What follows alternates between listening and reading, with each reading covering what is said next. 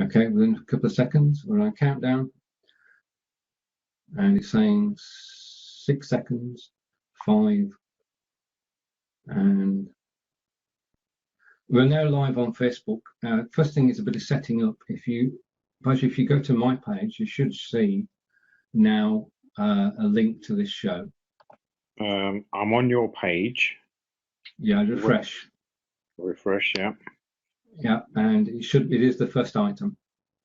Okay, and you can just as you do with any normal Facebook post, just click the share at the bottom, and then share it to your page so that people can see us live, either on my page or your page. That just takes a minute or two to set up. We're with you all in a moment. We're broadcasting live on Facebook today using BlueJeans, and BlueJeans has a free 30-day trial if you want to take a look at it and try the system out. So I'm just waiting for Baiju to come back, and we'll be ready to go. Okay. Right. So I can see it live on my Facebook page. Yep. Go to my time. Okay, good. Okay, we're ready to go. Right. Yeah, on the final video, we can edit this. Okay. Right. Good afternoon, and welcome to this very special chat where I'm talking to Baiju Solanki. He and I have known each other for ages. Good afternoon, sir. How are you? Afternoon, Steve. Thank you for. I've done quite a few Facebook Lives, but not done dual ones. So this is going to be a fantastic new experience. So thank you for the opportunity to be interviewed. It's a great timing. Excellent. You're more than welcome. We owe this to Michelle. Shout out to Michelle. Who, yeah, absolutely. Michelle's on the WhatsApp group, the Thomas Power WhatsApp group that we're part of. And when she heard about the book I was writing and the unusual way it can be published, she said it'd be a good idea for us to talk. Excellent. Okay, so now before we started, we got together and had a chat, and we came up with 3 questions. First of all, before I start on the questions, can you tell us a little bit about yourself, sir? Yeah, so I've been running my own coaching and training business now for coming up to 9 years. My previous incarnations, I used to be a psychology lecturer. I was a psychology lecturer for a number of years, 4 or 5 years. Before that, I went into sales by accident, but I won't bore people with the details. They can read my book about it. But I was in sales, aiming to be there for 4 or 5 years. Well, no, 4 or 5 months, sorry. Ended up being there 9 years in sales. As a lot of people, you sort of get disillusioned about the market and what you really want to do. And I was disillusioned for quite a long time, but I talked a great game and didn't walk it. But finally did walk it around 2007. So I left to start my own coaching and training business. And I've been doing that ever since in different incarnations. And we'll talk about the latest incarnation later on. But yeah, so coaching, training, speaking, all around sort of mindset, attitudes, a lot around entrepreneurial thinking and how people understand what entrepreneurship truly is. And we can talk about that definition, which leads into the reason why I'm writing this new book. Yeah, I mean, we've known each other since around 2006, and I've had the pleasure of watching several of your videos, and I'm always impressed by how you come across, and that's part of it, isn't it? Presence. Absolutely. Right. Sorry. Yeah, go on. Sorry. Go ahead.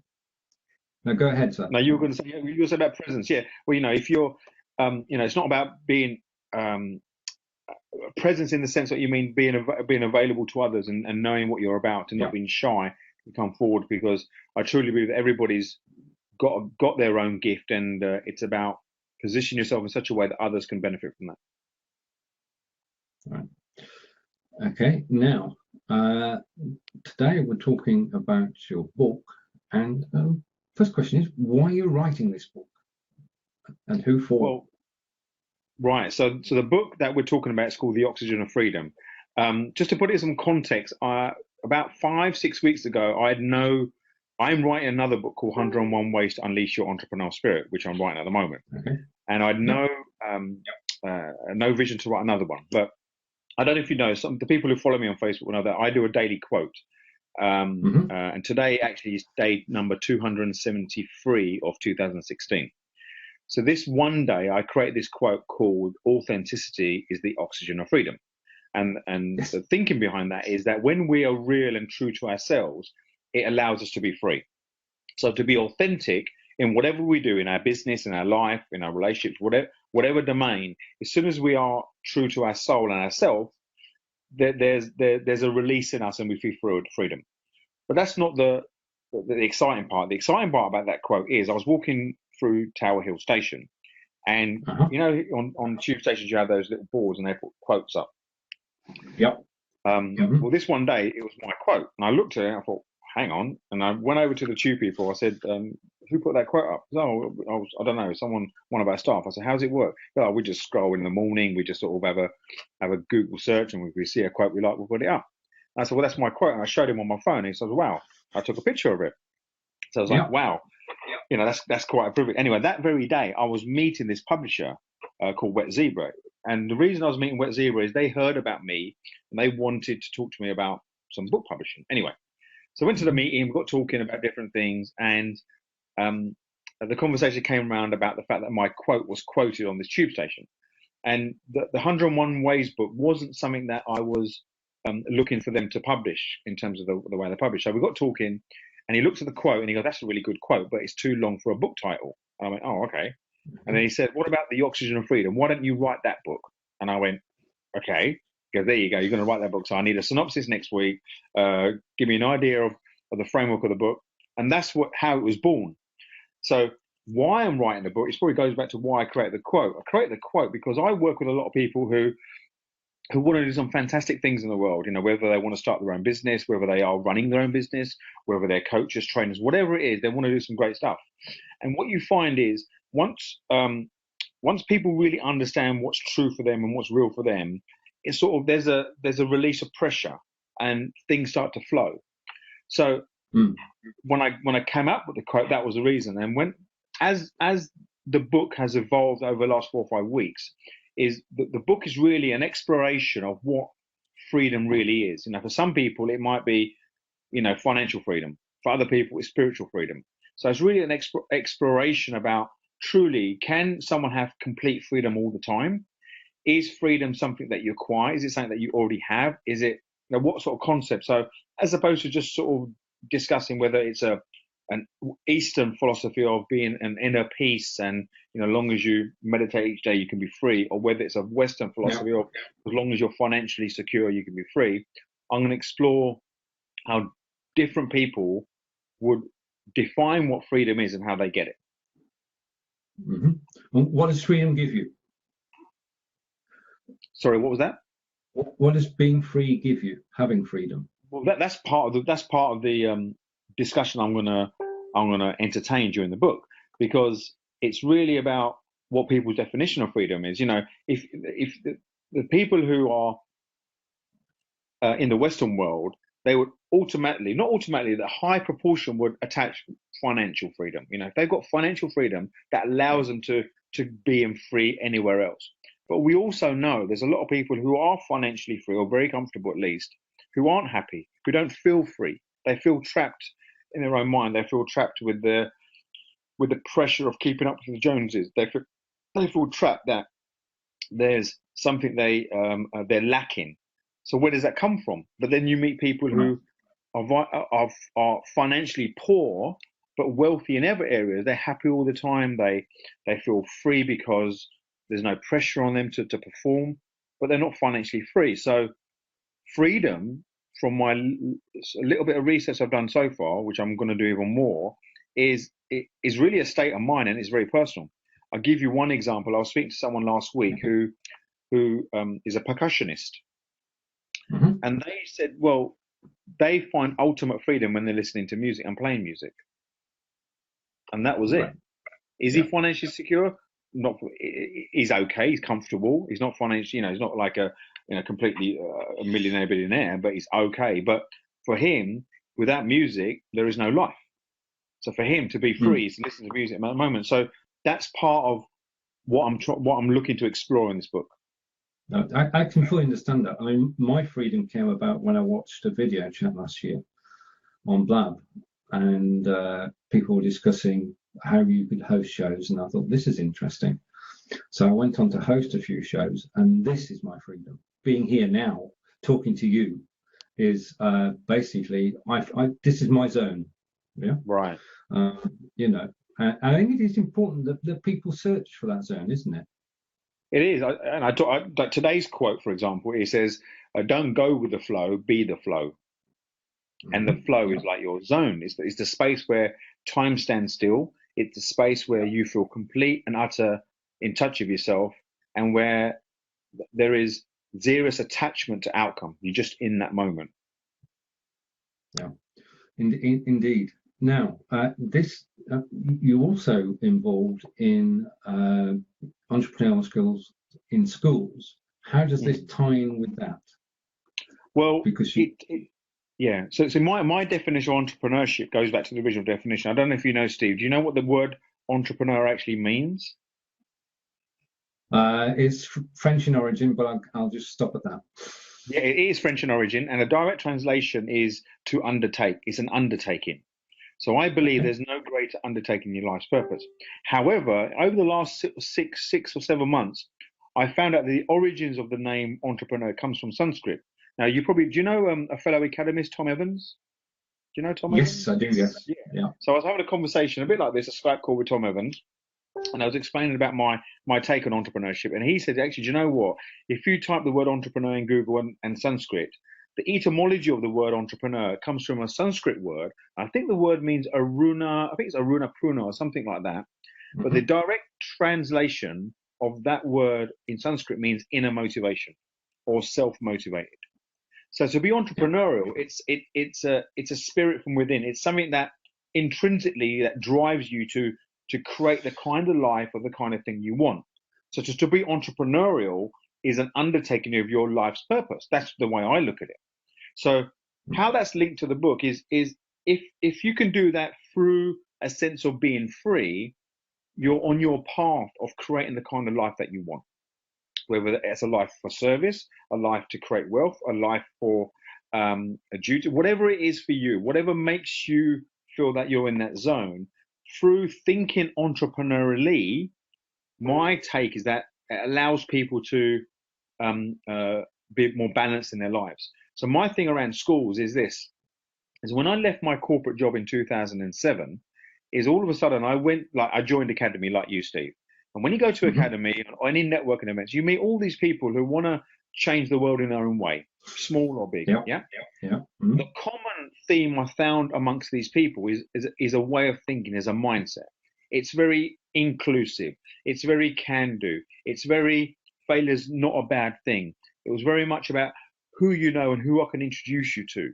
It was very much about doing good for others, not just for the sake of it, but doing good because that's the right thing to do.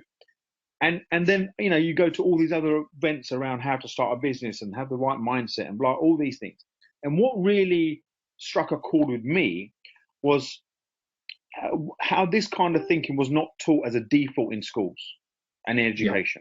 We're taught all the, the 3 R's and subjects, which I'm not against all, but then you've got citizenship and you've got personal development as a sort of an add-on, as sort of, we need to fit that in because it's a good thing to do, teach people social or emotional intelligence. Whereas I think it's at the core. And that got me on this journey about why is this kind of mindset and thinking, a way of thinking, not taught in schools? Why aren't children talk about the importance of values and how, if you can relate your career path to your values, the importance of having a belief system that creates the kind of world. So on the surface, it looks all woo-woo and it's all spiritual, but actually it's quite hardcore and quite fundamental. If you look at the work that you do, I do, all the people that we're associated with, especially through the academy world and the networking world, the way we are encouraged to think is not something that's encouraged in schools. So my thing is around being an entrepreneur is not just about creating developing a widget, put profit on it and selling it. Entrepreneurship, the skills of an entrepreneur can be applicable for becoming a better employee, can be applicable for becoming a singer. Someone who wants to achieve great things in life There's no different for someone starting a business to someone who wants to get a record contract or to be an actor. You've got to deal with failure. You've got to be able to communicate. Yeah. You've got to be able to network. You've got to be resilient. You've got to be able to understand that the world works in a way whereby it's very much who you know and who knows you as much as what you know. And the phrase that's stuck with me since our first meeting in 2007 is the phrase "givers gain." Absolutely. And the ethos of, I mean, that's the ethos, isn't it? Yeah, you know. Yeah, go on, sorry. Sorry, no, I wasn't going to. Hoping that you expand on givers gain. So that givers gain, you know, for those who are familiar, you know, BNI, which is the Business National International, the breakfast meeting, that's their philosophy. They use it in givers gain.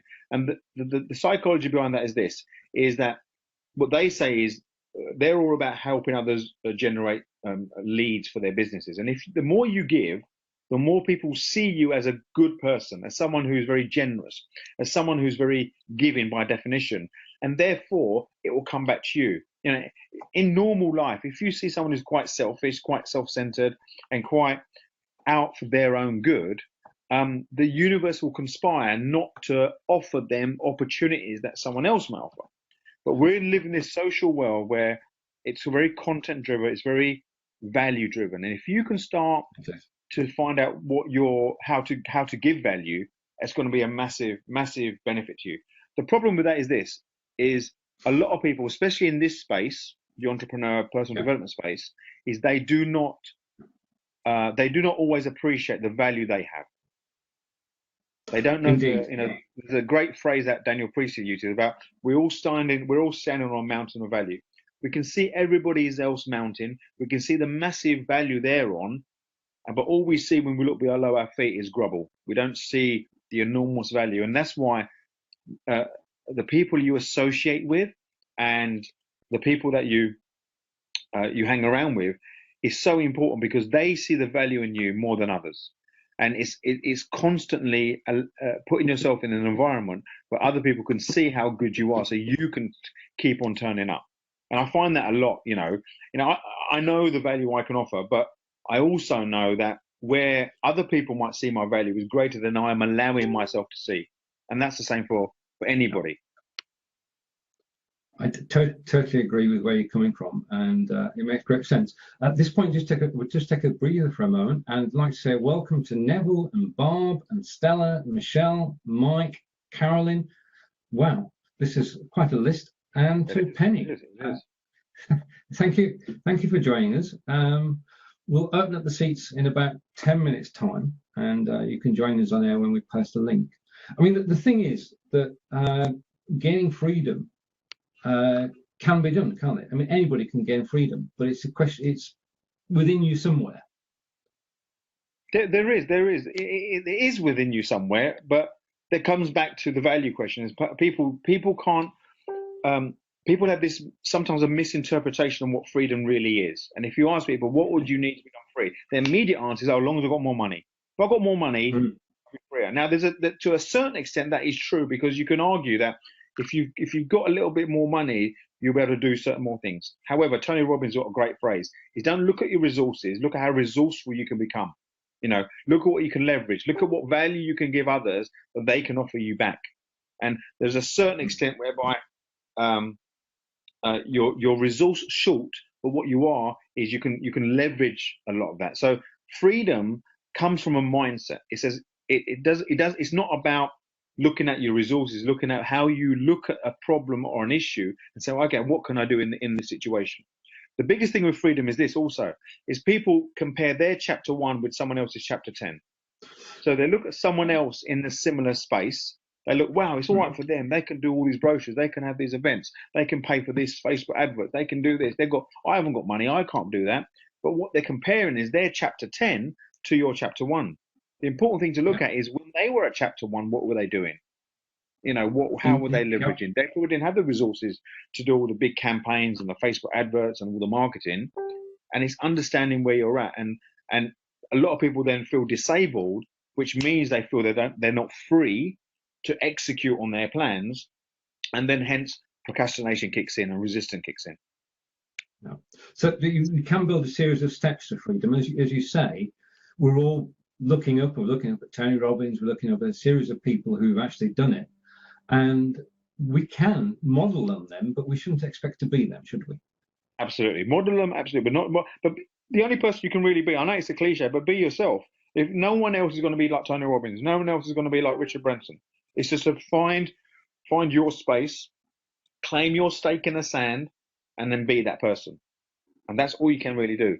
And the thing is to truly really find yourself is to start associate with people that really understand you and respect you, but also going to challenge you. You don't want yes people around you. You want people who are going to challenge you. You want people around you who are going to say, do you know what? You're good at this. You need to do more of it. You're not good at that. Either become better, or better still, find someone else who can do that part. You know, we fall into this trap of thinking, especially as solo entrepreneurs and people with relatively small teams, that we've got to do everything ourselves. We live in a world of outsourcing. It's unbelievable in the amount of resources. So freedom can come from a mindset of understanding what do you really want to do in the world, how can you contribute, and then finding other people to help you deliver on your thing. That's part of where freedom can come from. Well, we do have, I mean, we've both been networking for a number of years, keep coming back to this, but we have unlimited resources from the people that we've met. All we have to do is to come to a deal where we both see value in doing something together. Absolutely. You know, it's called the win-win-win. It's not about win, you win, and they win. It's you win, they win, their customers win, and your customers win. So that's it. And then it's understanding that a lot of people have a similar market. So you say, okay, well, what's the thing what product or service do you have that I can complement to that, and vice versa? The thing with that, though, is the win-win-win for the various parties might come at different stages. So depending on who you partner with, the win for you might be a quicker win than the partner. And then trust has got to be involved. So as long as you keep that relationship going, the win for them and their customers might be later down the road because of the resource, because of the actual product or service you're exchanging. Yeah. So it's not a question, it's not a linear exchange and bang, you both get equal. So and that's where trust comes in. Trust is massive. You've got to be able to trust the people you work with, and build that trust, but also look for the exponential growth, not the linear immediate growth, whereby it's not about action reaction. It's action, little reward, action, little reward, and all of a sudden, little action, exponential reward. But depending on market, depending on areas, it's at different times. Yeah. I mean, I saw somebody post on Facebook today, as we often do, something which sort of resonates with you. And they said that they've decided that today they were going to start a 1% improvement in one of their areas each day. And just do it, as you just said, incrementally. And it's not a race, is it? It's not a race, and that 1% in 1 month is 30%. Yeah, it's 30%. The other thing is also around freedom is sticking to your guns. There was a great book by Richard. I can't remember the author, but the book was called "Will It Make the Boat Go Faster?" And it was written by one of the rowers who competed at the London 2012 Olympics. And when they finished Beijing 2008, they sat down and said, right, our single goal is to win gold in 2012. For 4 years, that's all we're interested in. And so any activity that we partake, we're going to say, right, is this activity going to make the boat go faster? If the answer was no, there was no discussion. They didn't do it. It was a very disciplined. And that's the same around freedom. Is freedom, when you're disciplined, it gives you freedom, because you're not agonizing over what I should or shouldn't do. You say, okay, this is my outcome. So say someone says to me, I don't know, a very simple equation, I want to lose weight and get more fit. Well, the discipline is, well, you've got to train 4 times a week and eat these foods. The freedom is in obeying those things, as long as they was aligned with your overall outcome. You might not feel free because you might think, well, I want a bag of chips, I want to eat burgers, I want to eat this, but it doesn't give you freedom because it's not aligned with your outcome. You've got to keep focused. That's an element of freedom that I've discussed with some people who, well, that's not great, because you've got freedom doesn't mean you can do what you want, when you want, how you want. Right. Freedom is it's aligned with what you're looking to have and what you're prepared to do. That's part of it. I'm not saying it's exclusively, but that's part of the oxygen, if you like. Yeah. Right, we'll come back now to practicalities and your publisher of this book. Can you speak a little bit about them? Yeah, so again, I was recommended by a good friend of mine, Alan Monty. He's an author on this. They're called Wet Zebra. Now, Wet Zebra, they claim they're the 21st century way of publishing, and their take is this: is that we will publish the books the public wants. So if you get 1,000 votes, then they will publish your book. So they've got some really big players on there. If you go to the website, I'll put the website on the link here. Copy. Where do I put it on the timeline, Steve? Yeah. If you put it right, okay. On your timeline. So if you go to that link, you can vote for my book. But if you see some of the other authors in there, there's some very, very eminent authors in there from very what do I say? Some really affluent backgrounds, if you like. Their take is around publishing the books the public wants. So if you get 1,000 votes, they will edit and publish the book. So at the moment, I'm on about 70, 80 odd.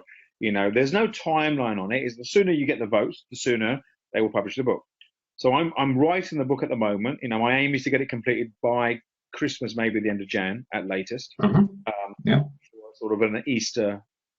I've said it now on public. I wasn't planning that, but I've said it now. Target, goal. Yeah.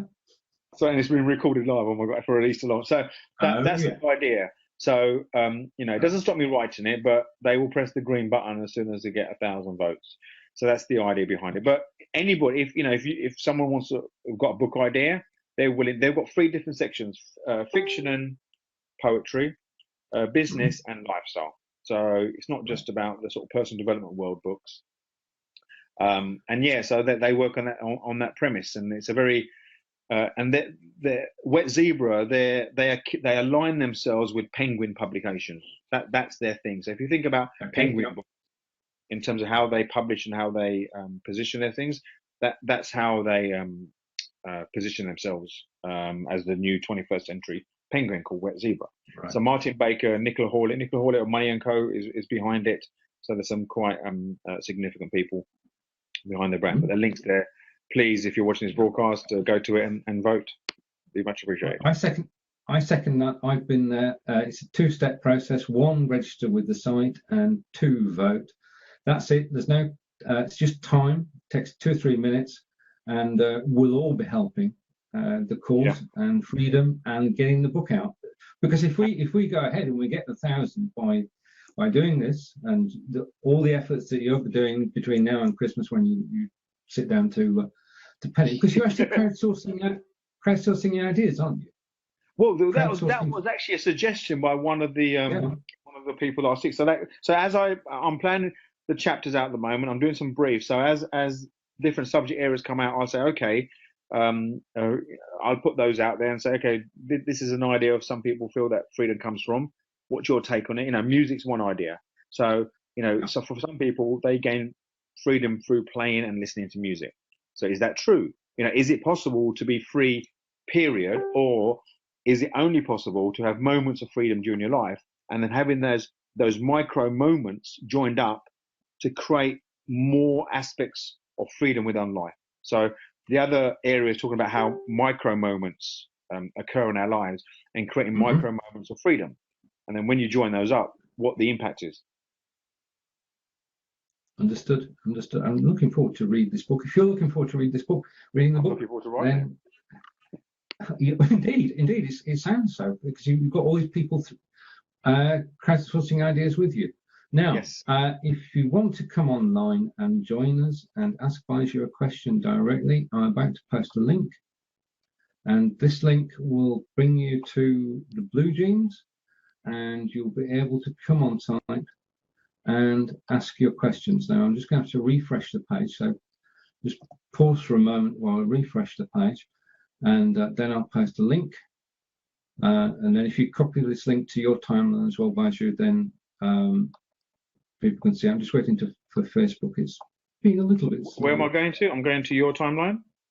If you go to my timeline, and I'm just, when Facebook allows me, just take a breather for a moment.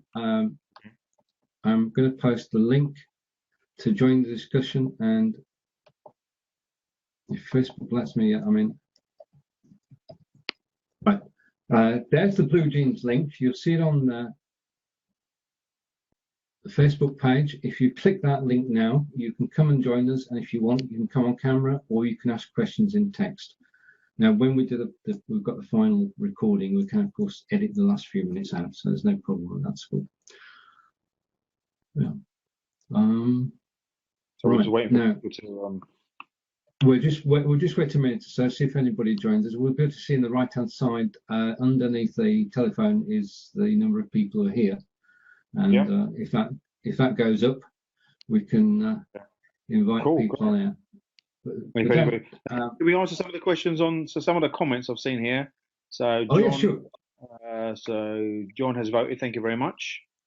Kevin, hello Kevin, nice to meet you, Kevin. Very few give without the expectation of receiving, no matter what. You're right, Kevin. Very few do give without the expectation.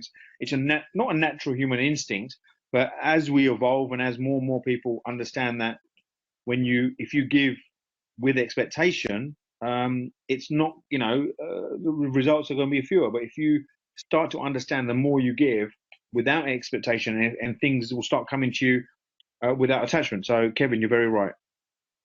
Michelle, there is no freedom from Facebook. Yeah, there isn't. That's the irony. Thanks for the mention. He's a star. Yeah, growth mindset is a very new but needs nurturing by us mentors. Yeah, we talk about the growth mindset, and I found that as soon as you allow yourself to grow more, and it's up and down. It's not, it doesn't mean that, say you grow for 4 or 5 days, 4 or 5 months. A moment, something somebody could say that sort of challenges you. Somebody could say that could be demotivating, can put you back to square one. I was told by someone it takes 17 affirmations to get you back to the level that one negative comment can make. If you get a negative comment, where your mind's at, you need 17 more positive comments to bring you back where you were. That's the power of negative. Oh, we've got 4 people. Is that 4 people? It is. We've been joined by Carolyn Williams, and I'm presuming that KA is Kevin Arrow, and they should both be appearing on camera shortly, if all goes well. I'm just going to check this. Right, so we should be in a moment seeing both of them. My apologies for this. It doesn't work. Okay, now I can see yourself. And okay, and we've got chat. And right, okay, and if you click the chat on the right-hand side, the blue one, as you see a comment from Carolyn. Karen, so that means we surround ourselves by positive mindset. Yeah, absolutely. If you surround, it's like the old adage of drainers and radiators. If you surround yourself with people who drain your energy, it's not going to be helping you. It's not going to help others. But if you surround yourself with people who are radiating energy and being sort of positive around you, it can only benefit you. We are what's it called? We are a product of our environment. So make sure you surround yourself. Jim Rohn said that phrase, you are the average of the 5 people you hang around with. It is so true. It is so true. I saw John Upton joined us. Is that right? It is, yeah. We are a product of our environment.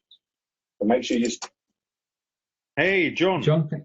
Hello, John. Can you turn off the other screen? I've got rid of it. That's why I disappeared quickly. All right, okay, great. Hello, John. Hiya. How are you, Baiju?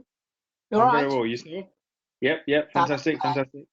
Stephen, I see on a regular basis, so I'm not going to ask him how he's okay. He's sad because Burnley didn't win at the weekend. I'm saying nothing. Quite unlucky. I'm better than my team, which are managerless now, but we won't go into that. Right. Yeah, that's right. I'm a Spurs fan, so I was hoping that Burnley would do us a favour, but there you go. Next time.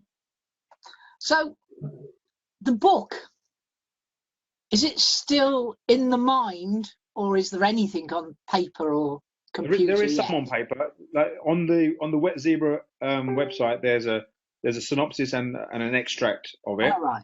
I've written some stuff, but I'm in research stage at the moment because it's literally been 6 weeks since we conceived the idea of the book.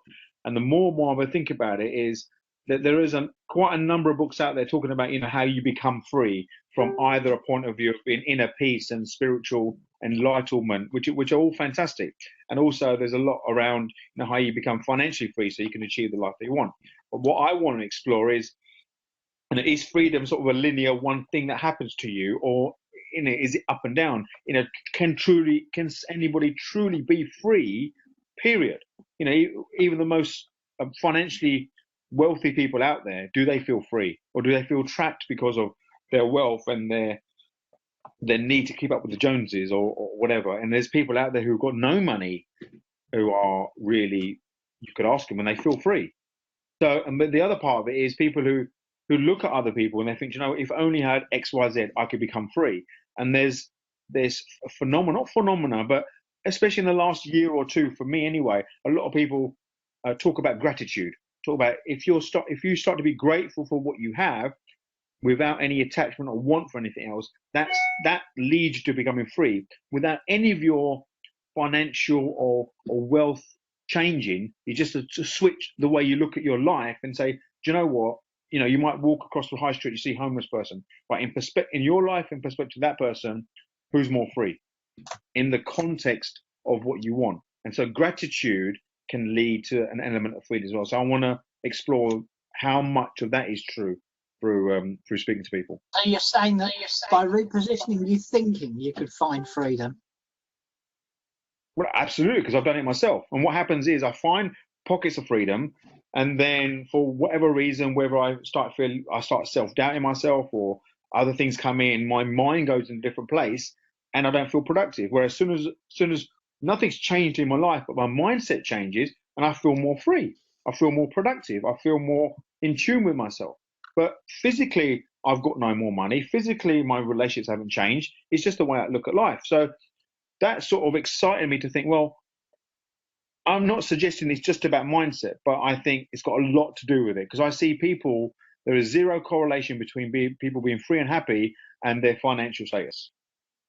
Very little correlation. So when you see that, and then when you speak to people about what they want, it's within the first sentence, there's something about, I wish I had more money. I wish I win the lottery. If only I could win the pools. So it's lower debts, and yeah, it's connected to get more money, which means it's the start. Now, recently I read an interview with one of the X Factor winners 2 or 3 years ago, and she said, "My life is so much better now after I won that competition and winning a record contract." And she says, "No one can tell me that I'm not more happier and don't feel more free because of that money. I do." So you can't argue against that. My argument would be is that she probably was fairly happy before. She was quite content with her life. She probably didn't have all the trappings. She had a very sort of ordinary job in layman's terms. But because she was happy already, what the money and the success allowed her to be is just to exaggerate that to a extent whereby she's got more luxury things. She's got a better house, a better car, and just less worry about money. And that's what she said. So whether that's a trigger to become more free is what I want to explore. And this one fascinating conversation I had with someone last week who used to be a percussionist, a professional percussion. He said, you know what? When I listen to music, when I play music, nothing can touch that in my world. I feel more free in that moment than anywhere else. You give me all the money in the world, but when I'm listening to the music and playing it, so that really sort of got me thinking about what freedom really is. Welcome. Sorry. Welcome to Barvin and to Vanessa, who joined us. It's good to have you with us today. I've got a question that's coming from Kevin Arrow. I'm presuming Kay is. I'm going to wave goodbye to you guys, and okay, John. See you later. I'll see you on Friday, Thursday if I don't see you before, Stephen. Thursday at 10. I will be there. And again, yeah, we do a show every week which is called Blabbing. Okay. And, Yeah. Yeah, I'm Right, his question. co-host, and I think that's why I popped straight into here, because I'm a co-producer for Stephen. I see. You see. are. Bye, everyone. Great. Thank you, John. Okay. Bye. Brilliant. See you later. Right. The question is now. It's a Kevin question, so be prepared. What makes? Right. Love Kevin. We love Kevin. What makes this book different to any other Become Free book? I don't know yet because I haven't read all the other free books. So once I've read or looked at all the other Become Free books, I'll be able to answer that question. But as I explained earlier, it's really an exploration about how others see freedom. You know, I'd ask Kevin, do you feel free? And if you do, what are the reasons behind that? And that's as valid as anybody else. So how will this make this book different? I'll probably let you know once I've written it, or once I've written it, you can tell me how it's different. So I don't know yet. That's a very fair answer. So, would you like to sum up for people who've been watching today?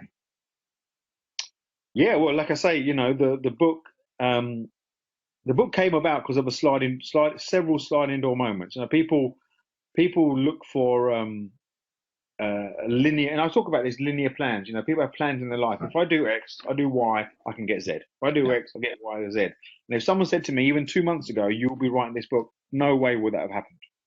Well, no, you know, there was no plan for it.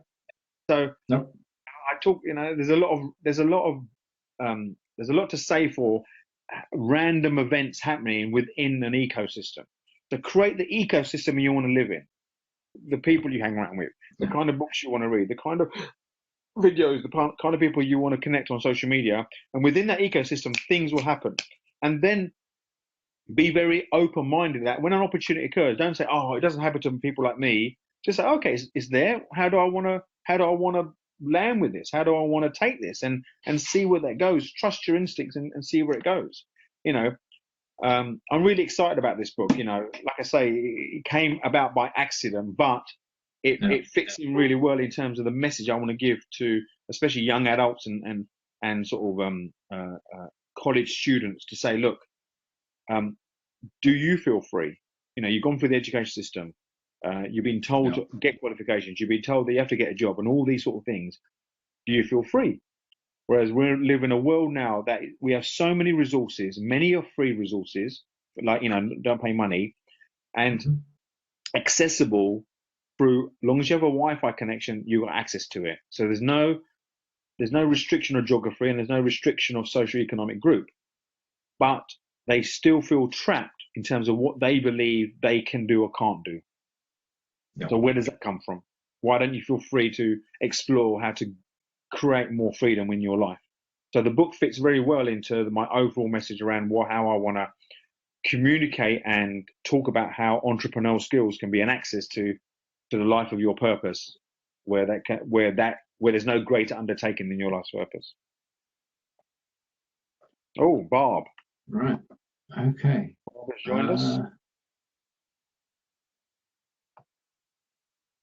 Okay. And welcome, Barb, on screen. Barb. Right. Okay. Barb, you're on screen now. Barb is a friend who I met on Blab, and we've become good friends since then. Okay. And we help each other quite a bit. And it's good to have Barb from our American audience join us. Where it's currently 6:45 in the morning. Hello, Barb. Hello. How are you? Yoda. Barb and Yoda. Did I come in? Oh, God. I'm sorry, guys. I am like so not camera ready this morning. You look beautiful. You look beautiful. But here's the thing. I've been an entrepreneur for over 40 years. Totally resonate with what you're saying. Oh, fantastic. So, Any specific part of it, or? it's all because it's been part of my journey. I hope I didn't close myself out. Yeah, No, I was trying to get all the other sounds out. Because that's been part of my life story for 40 years. I mean, I've studied under, Zig Ziglar, Tom Hopkins. I started there in studying, and I find, and I'm a fourth generation entrepreneur, but I always love to hear someone else's take on it, and especially someone such as yourself, because it's international in scope. It's not just happening to entrepreneurship is not something that's just American. It's all over the world. And Yeah. I think that when I was listening to you today, what it triggered in my mind is I have always said that you have to start your day with a positive mindset. Positive attitude rules on it. You can just put a different spin on something and it changes the world. And it that to me became a game, the entrepreneurial game. It's not, oh my God, when the accountant comes in and says, I don't know what you're going to do, we're not going to be able to pay these bills, or have you got more sales coming in that? And I say, well, just sit down, relax, let me hear your story. Why is it? Because you're the accountant, you're managing the money, and I'm doing everything I can to sell what I've got. There's something going on here that's out of rhythm. Let's figure it out, because I literally don't have any energy left to go out and sell more. So is it because what I'm selling is not profitable? Is it the highest and best use of my time? And it just flips it around to where, with a new perspective, you go out and look at it differently. Maybe I shouldn't have been spending so much time on that project or with that client. Yeah. So it's not just, and then as an entrepreneur, part of the fun in the game is, so your account, I don't know why I got on this, because life is so beautiful right now, but as far as finances go, but the thing is that you're there and it's like, oh my gosh, he's actually presenting me with a bill and I've got to do something about this. And the entrepreneurial spirit, it's all about attitude, is you go to your customers and your clients. You go to those people that you owe money to and you talk to them. It all begins with conversation, because so much of in life, we forget that just by, and I'm saying even big enterprises, not just another mom and pop, but even big enterprises will work with you if you communicate. And it all gets down to mastering the art of communication and relationships. And I think entrepreneurship, to me, when I look at the history of our peoples, it's the situation, we call it farming, ranching as far as labels, but we all have to put food in our mouths. We all have to have shelter. We all have to have clothing. And that's where entrepreneurship begins, because all of us are given different talents in life. There's no two of us that are the I get same. what you're saying there, Bob. Absolutely. We need to be, it's quite significant. You got Yoda next to you. So it's all about just doing, not just trying. Right. Exactly right. Good. You're not in a film studio, are you? You're like a black screen behind you. You're not in a film studio. Well, actually, I am so sorry. I look so harried, but I tell Stephen and the folks that I'm around, I says, it's important to be raw and real. When we talk about, they overuse the word authentic, but it's just, if you're in the moment and you can make a difference, if you can share your insight, if you can embrace the insight of others and being part of the conversation, you make a difference in the world. So that's my absolutely. No, great words there, Bob. I agree with you. I'm glad that some stuff that I said resonate with you. I really appreciate that. And like you say, I never even thought that entrepreneurship is like some sort of American phenomenon. It's entrepreneurs come in all shapes and sizes: businesses, community leaders, politicians, sports people. It's a way of thinking. It's not a thing. It's not an activity. It's a way of thinking. That's the way I look at it. Exactly. Which I write back in my first book. I'm an entrepreneur. Yeah. Get me out of it. Absolutely. Right. We've been broadcasting now for the last 50 minutes. Baiju, if you'd like to say thank you to everybody on Facebook, we'll start broadcasting to Facebook thank you so live. much. Absolutely. Thank you, Bob, for your comments. Really great You're to connect with you. welcome. We'll see We can connect you. on Facebook. And Yoda. Thank you, Yoda, as well. That's great. And yeah, and everybody on Facebook, been some great comments there. Some super interaction. Thank you, Steve, for the opportunity for this broadcast. It's been my pleasure. It's been a joy chatting, and hopefully, when you get further on in the book, in creating the book and launching the book, you can come back and we can take discussion further. Definitely. I'll definitely look forward to that. Okay. I've put it all out there, so there's enough accountability there for me to get this book done. Great. Okay. Wonderful. Thank you. As Baiju says, thank you to everybody who's joined us today. We will be back. We'll just confirm that, which is good, as the book progresses, so you can get involved. If you've not done already, please click the link and sign up and help Baiju's book get published. That's what we need to do. If we want to read the words, all we have to do is 2 minutes to sign up and click the link, and it's done. So from myself and from Baiju, thank you for watching, and we'll see you again. Thank you, Steve. Thank you. Bye-bye.